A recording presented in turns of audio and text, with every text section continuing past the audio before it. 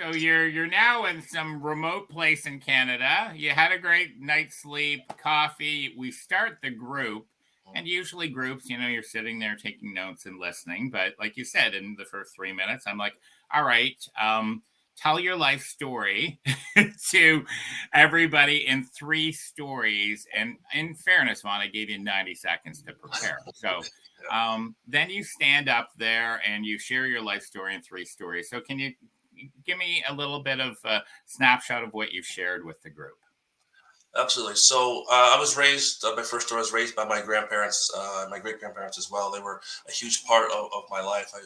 My parents passed away when I was younger, so my grandparents and great grandparents took me in and raised me.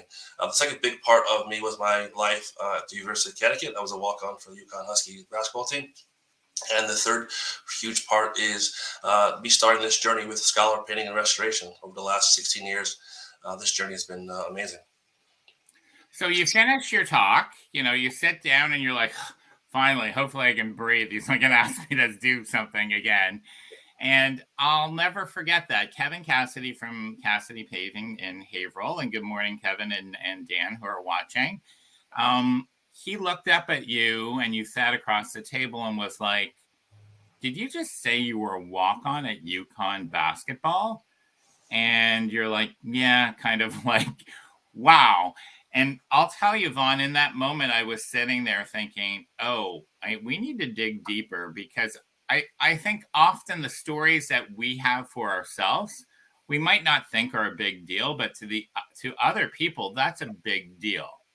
So, hey, Shawn McIntyre, Jay Colbert, Todd Nason, Craig, you got lots of fans here, Vaughn. So thanks. And Shawn is a big Yukon basketball fan. So another Shawn.